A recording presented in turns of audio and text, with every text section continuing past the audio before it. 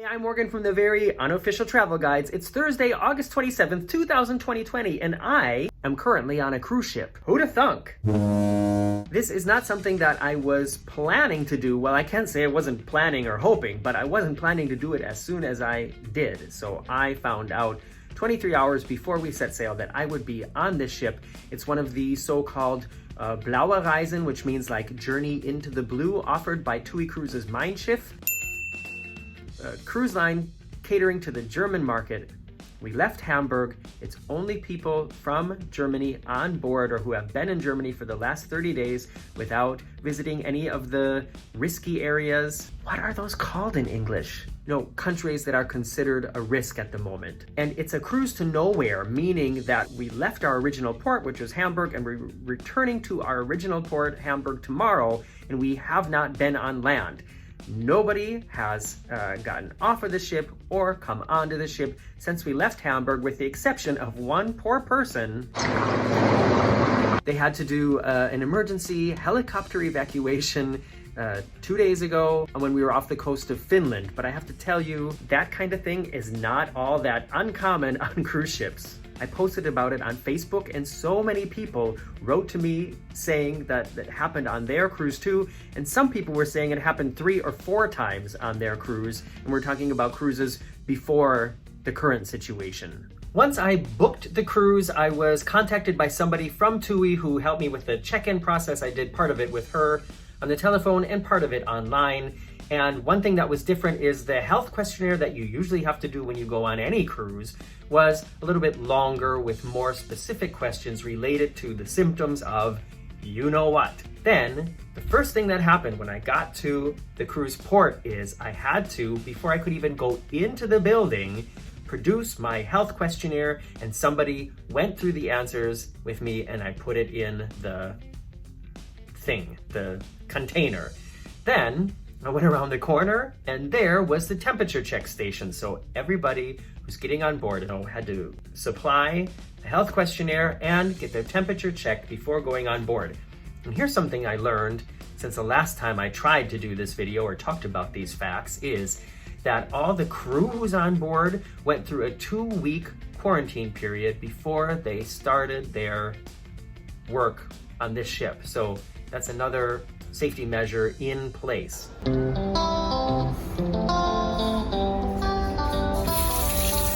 Good.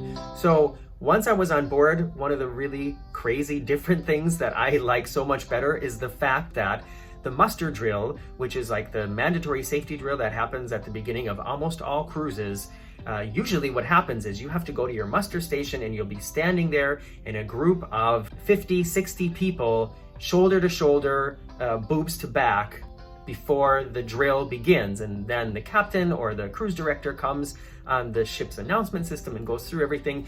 I'm sure most of you guys know what this is. It's a sort of an annoying necessity that happens on the first day of your cruise. And of course, that's not possible at the current time. So they did it basically individually. I reported to my muster station. I was assigned a member of the crew. I sat down at a table. It was in one of the restaurants. He stood in front of me, went through the whole spiel with the life vest and the sound and the whistle and all that. And that was it. And I was in and out in probably 6 minutes. And that is so much better than the way it's usually done, if you ask me. Another thing a lot of people have been asking about are the masks and social distancing, and both of them are in place here on board.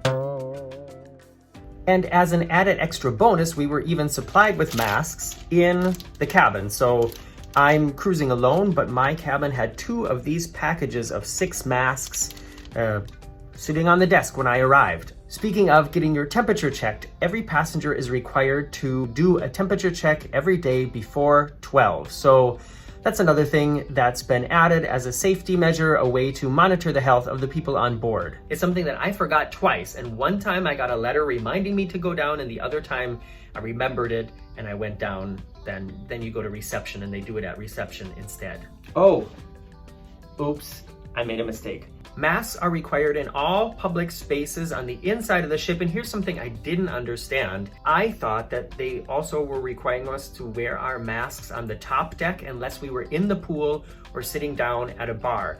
And I guess that I understood that incorrectly.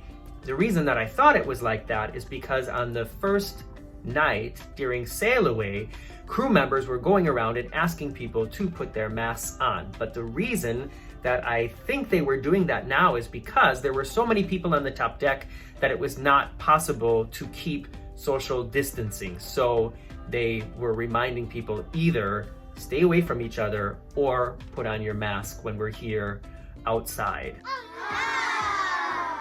Bars, restaurants, buffet, it's all open. Of course, the tables are much further apart. They are being very strict about washing your hands and sanitizing them when you come into the restaurants. The crew members are all wearing masks, all keeping social distancing as well as they can. And in the buffet, you get like a buddy from the crew and they go down the line with you and serve the food onto your plate. At some stations, they're just standing behind whatever it is, but at certain stations, they'll go down the line with you. So you walk into the buffet and you don't touch anything until you sit down at the table to eat your food.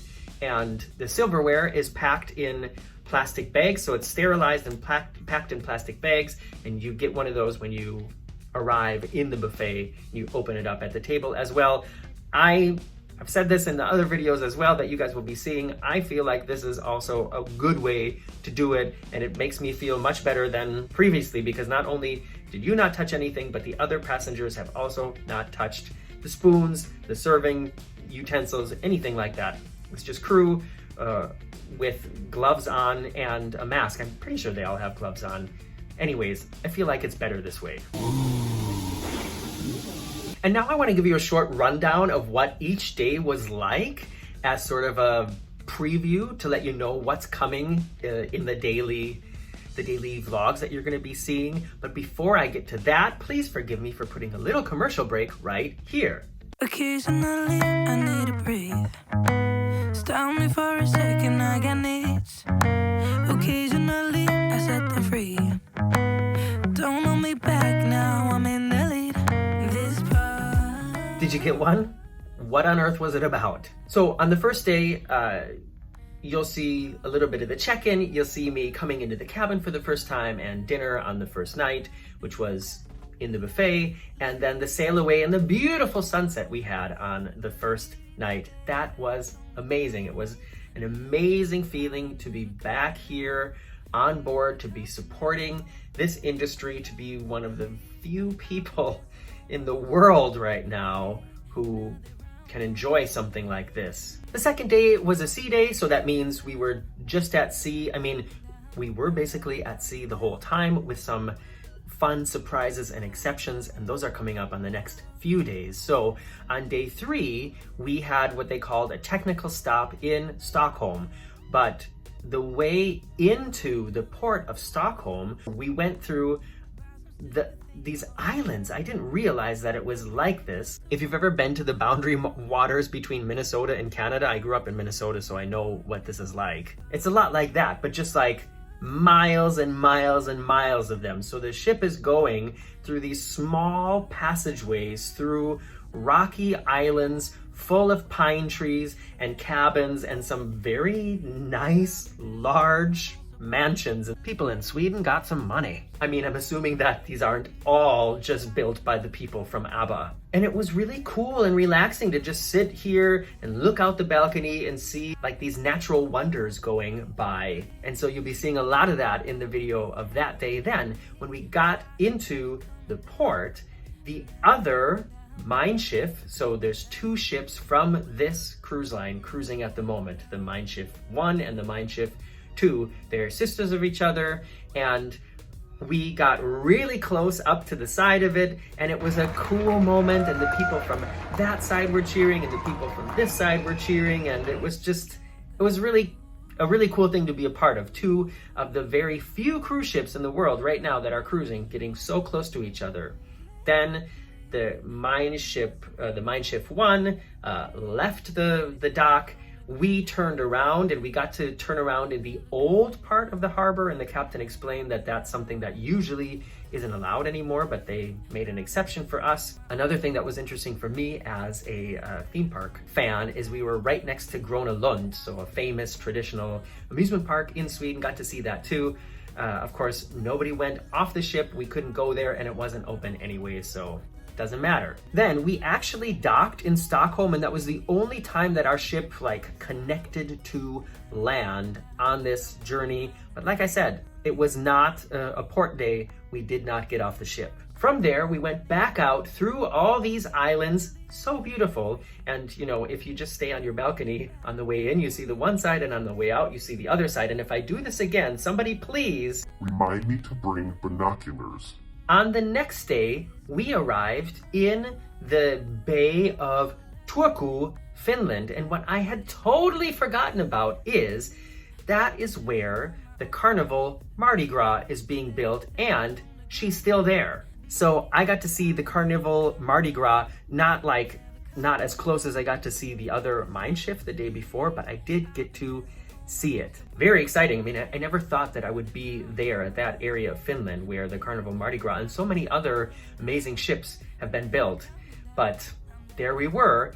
Then another really special thing happened is we met the other MeinSchiff, and we were in the middle of the water, nose to nose, and then both captains did like a 360-degree turn. They called it the ship ballet, and it was just, I mean, how often does that happen? It's never happened to me before, and I'm assuming that most of you, I know a lot of you that watch my channel have been on like 30, 40 cruises, and I'd be really interested to know if you've ever been a part of something like that before.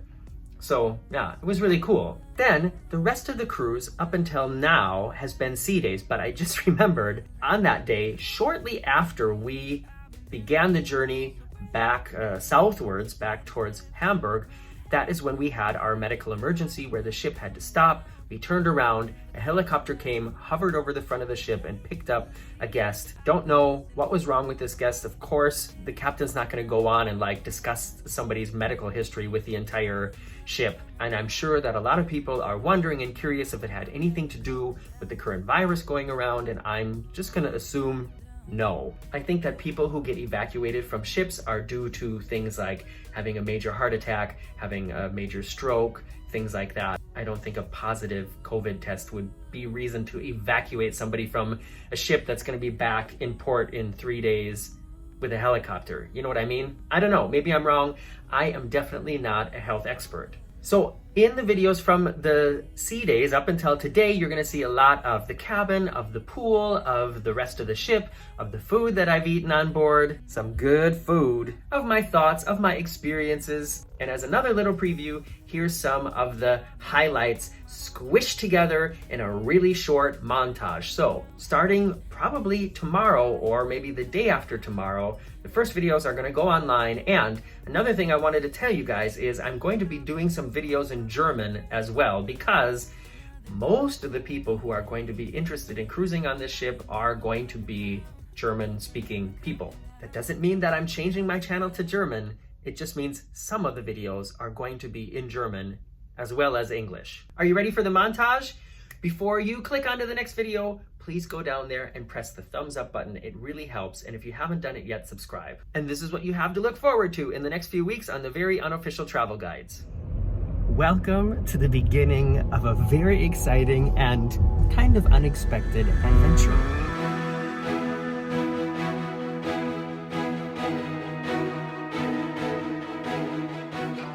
I don't think this is from, it's not for me.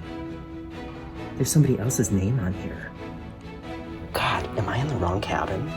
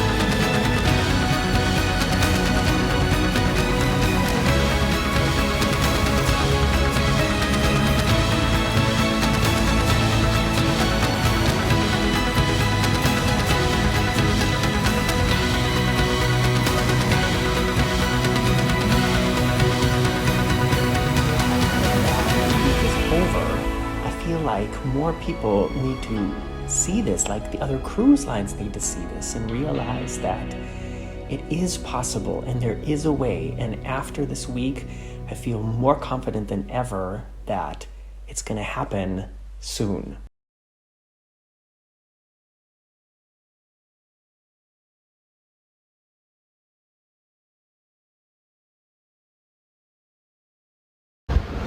And actually, I woke up at around 7 o'clock this morning and I had a really bad headache because I had too many margaritas last night.